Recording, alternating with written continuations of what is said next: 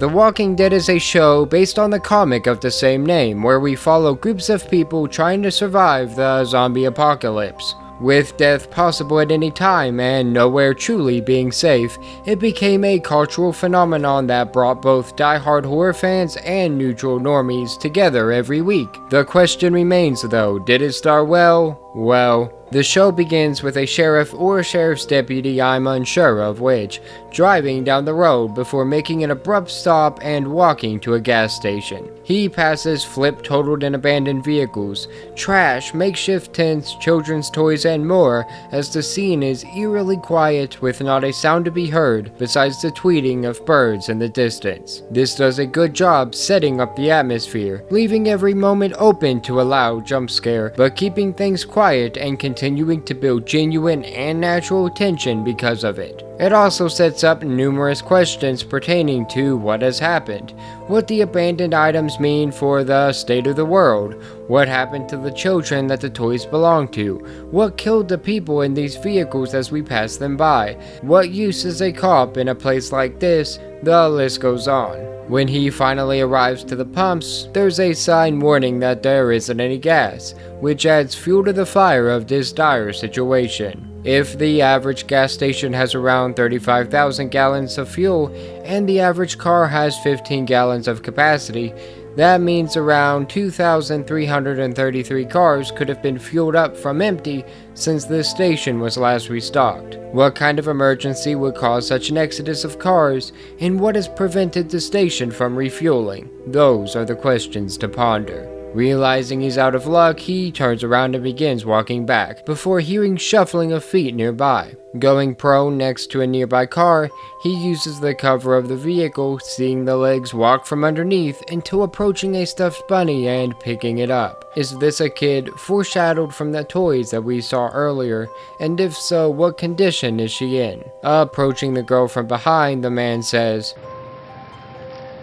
"Don't be afraid, okay? Little girl." His tone here is gentle, calming, authoritative, but reassuring. The perfect pitch to have when you don't know who you're dealing with, nor what their mental state is. Kudos to the actor for this one. The little girl turns around, revealing herself to be a zombie before rushing the officer, causing him to pull out a weapon and put her down, showing that a shot square to the center of their head is a surefire way to kill them. This immediately established the stakes by making it known right off the bat that kids are in fact fair game. And if kids are fair game, then everyone is. It also brings up questions related to the zombies. This one picked up her toy as if some part of her human side was still there. Was that because she was newly turned? Her face didn't represent that. Is it because humanity is still in there somewhere? If so, that does mean a cure may be possible. It opens the door for the many questions that we have to keep watching the show in order to answer. It also shows the duality with our officer here. We saw a gentle, compassionate, caring side.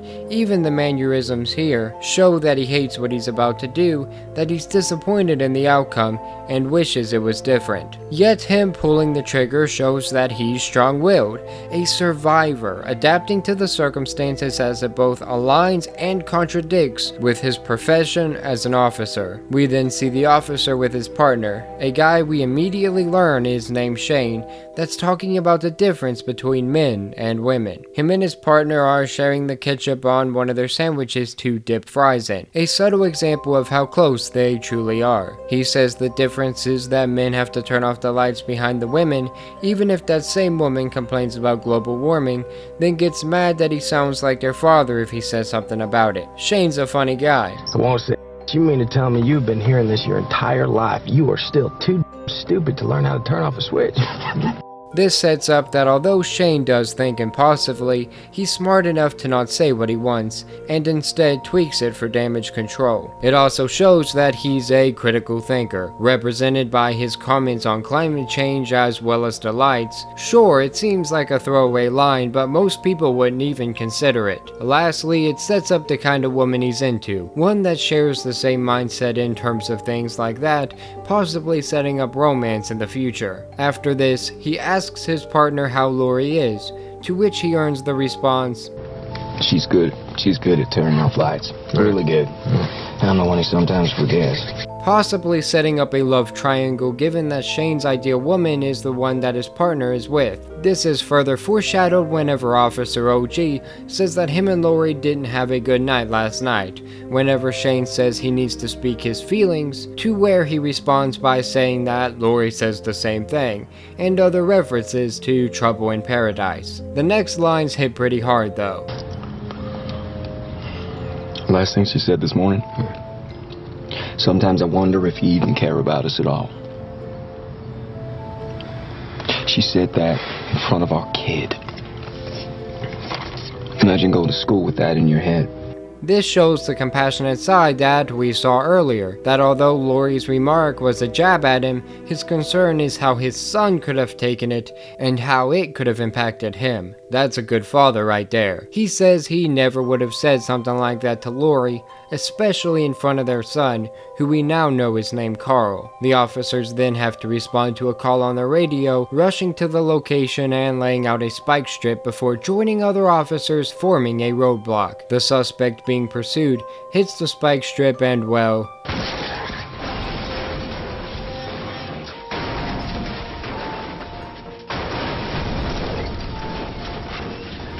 now that the car is, safely crashed, far too many officers, including Officer OG, decided it'd be a good idea to leave cover so it's easier for them to get shot.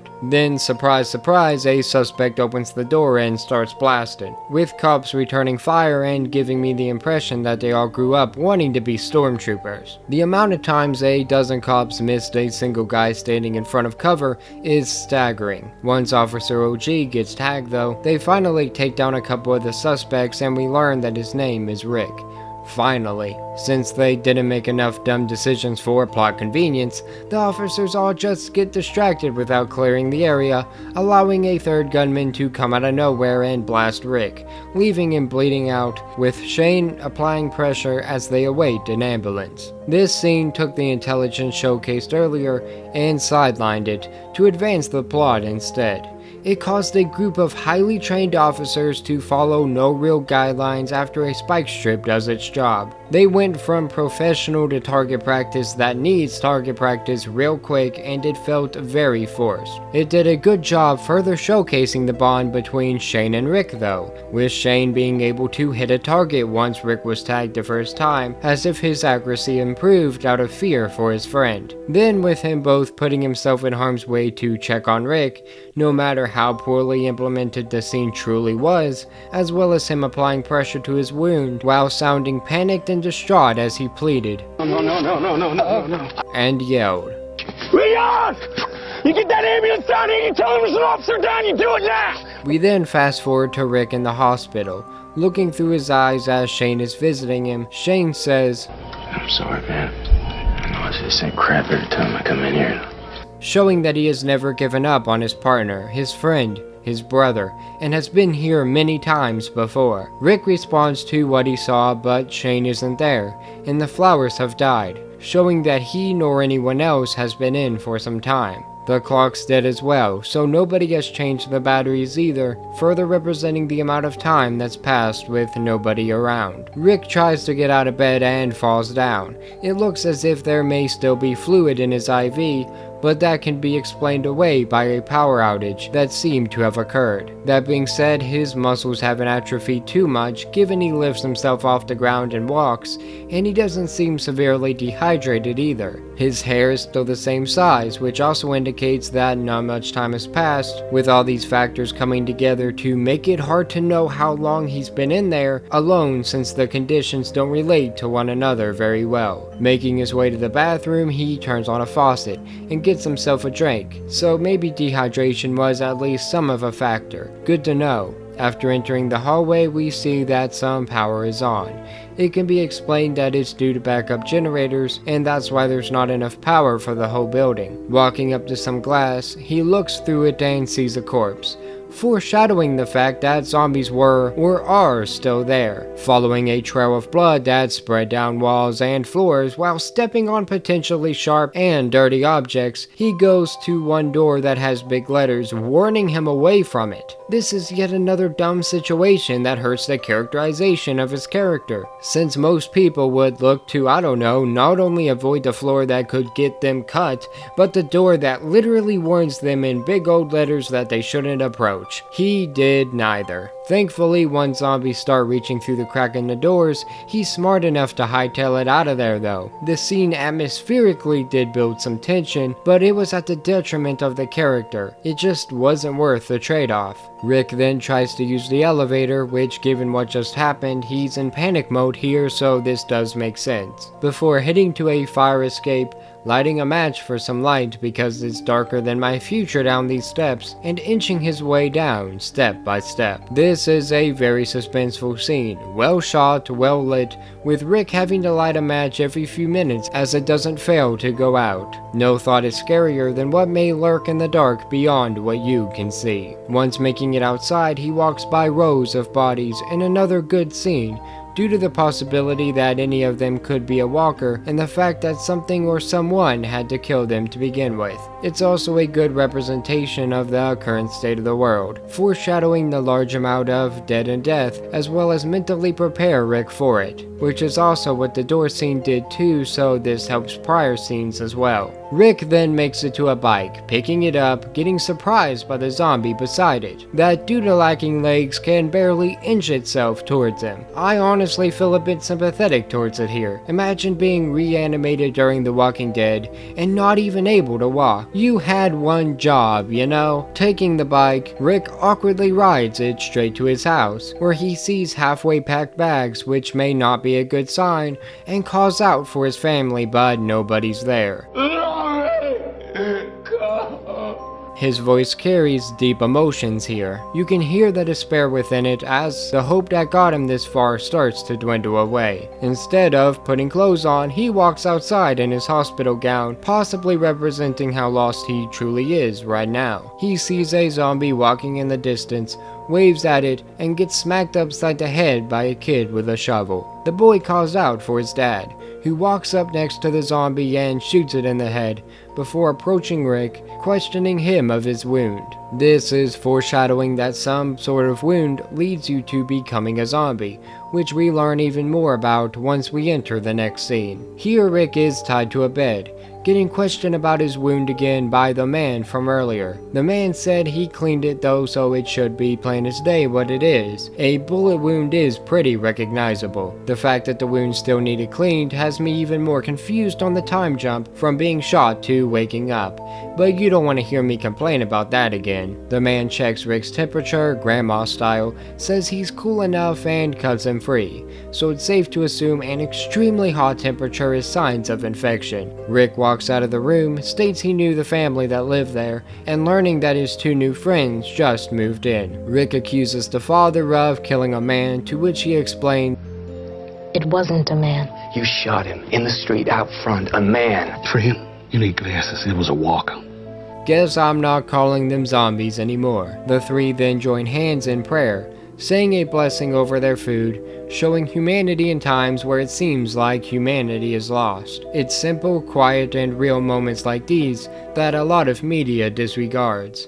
Moments that demonstrate that no matter what goes wrong in the world, people have values, principles, and beliefs, and as long as they do, they are better than the dead that walks before them. Father, we thank thee for this food, thy blessings. And we ask you to watch over us in these crazy days. Amen. Amen. Amen. Rick explains that he just woke up, went home, and ended up here, that he doesn't have a clue about what's going on, so that he, as well as us, the audience, can get a little bit of exposition to build some lore. It feels pretty natty here, and even builds on both the characters. The father asks if he knows about the dead people, not differentiating the walkers and the humans, showing that he's becoming desensitized by lumping them all together. That being said, the fact that he still called them people shows that he's not quite quite there yet either. Rick responds by talking about the ones he saw once he stepped out of the hospital. The bodies, not the walkers. Since he hasn't lived this like the other man has, his mind still hasn't grasped the reality of the situation, so dead people would be associated with the same thing it was before he got shot. Lifeless, still bodies. The father explains that walkers eat humans, that they rip you apart,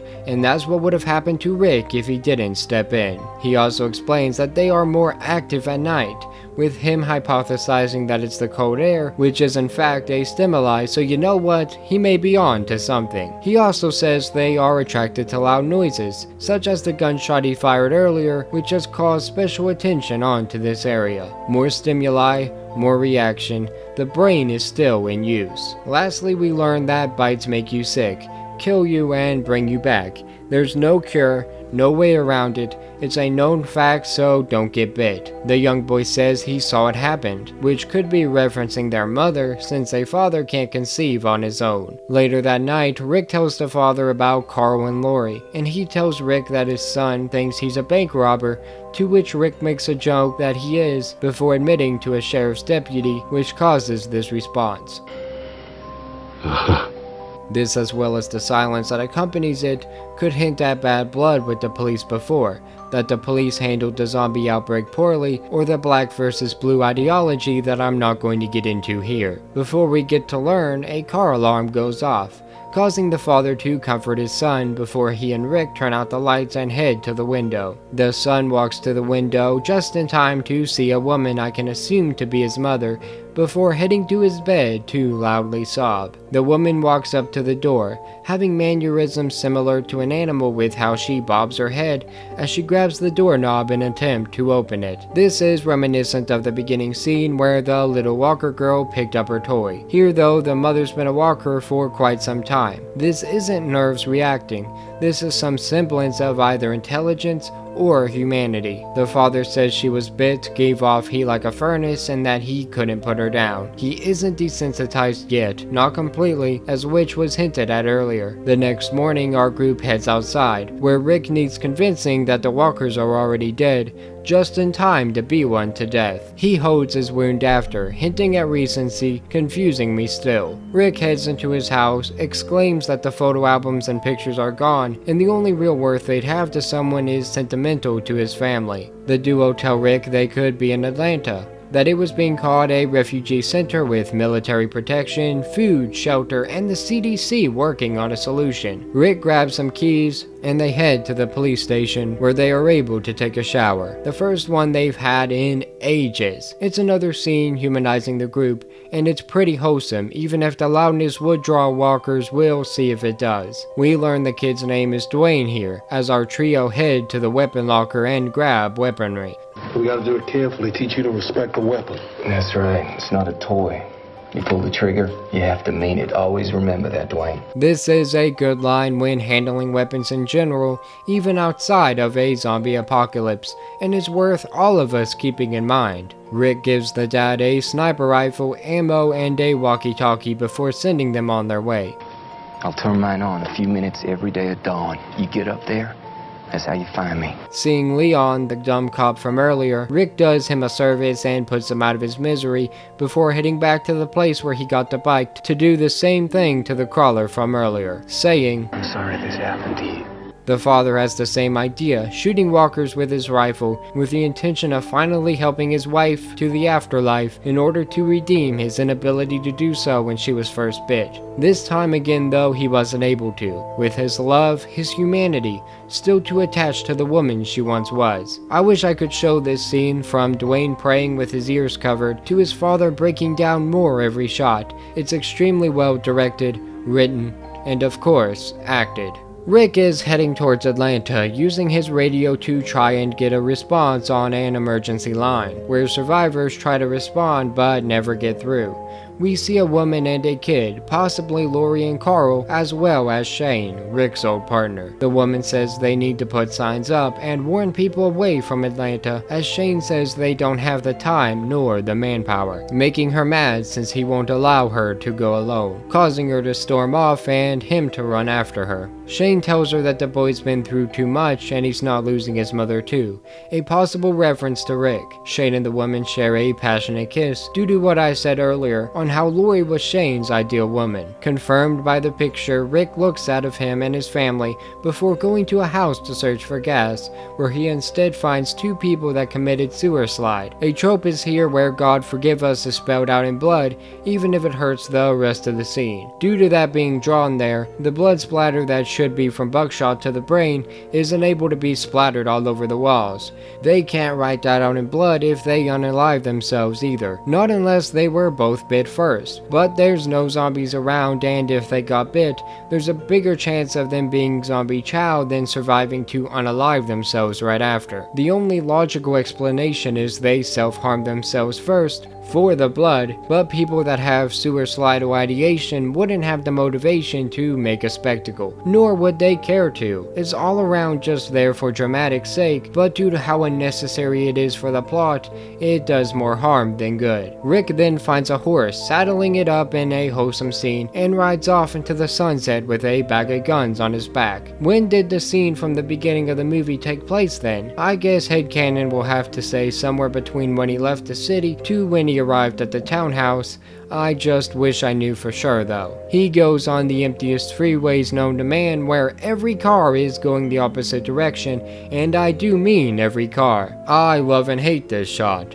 It foreshadows that something went horribly wrong in the direction he's heading, since every car is facing away from the refugee camp instead of towards it. That being said, the fact that Rick, a sheriff's deputy, couldn't figure that out is staggering. Also, the fact that literally 0 cars are on his side of the road is not only unrealistic, but it also makes Rick look even dumber by not assuming there was a reason for it. It's a beautiful shot that shows good symbolism with things going wrong on both sides, but Rick still having to go straight, representing how he's headed straight into danger, and how even in the middle of it all, he'll keep going forward in the future. Just not sure if symbolism that may not even be intentional is a good excuse for poor world building. Oh, I love it and I hate it at the same time. You and I drink the poison from the same vine. Oh, I love it and I hate it at the same time. Hiding all of our sins from the daylight.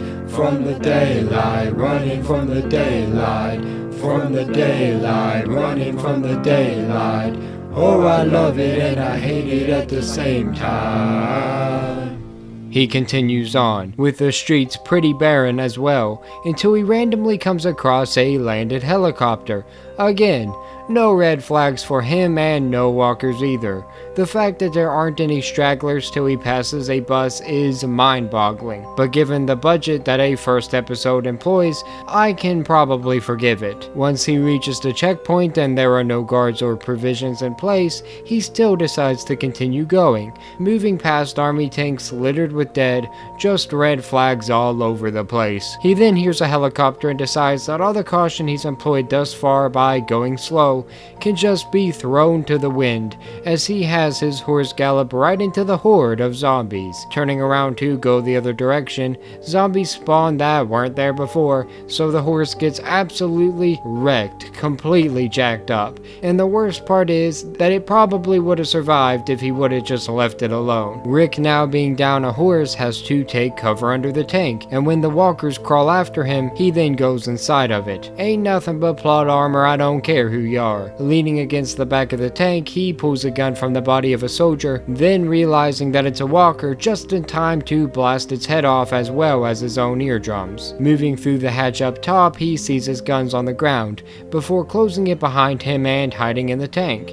When it seems like all hope is lost, a voice appears on the radio, ending the episode with outrageous amounts of horse gore and 7 years. So did it start well? Well, yeah, obviously, although there's a lot more problems than many would like to admit.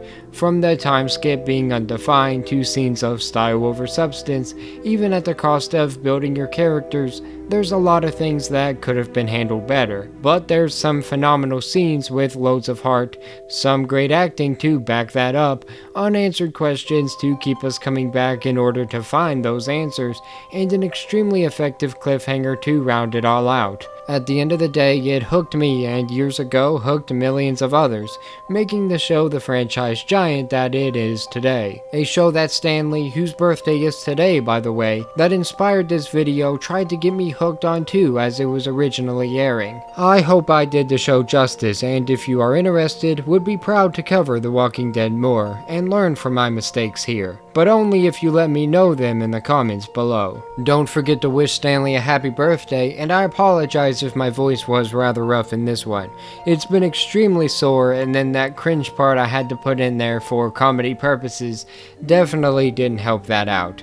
But for more news, reviews, and whatever we choose, stay tuned to Nerdsfeed. Have a great day. Thank you.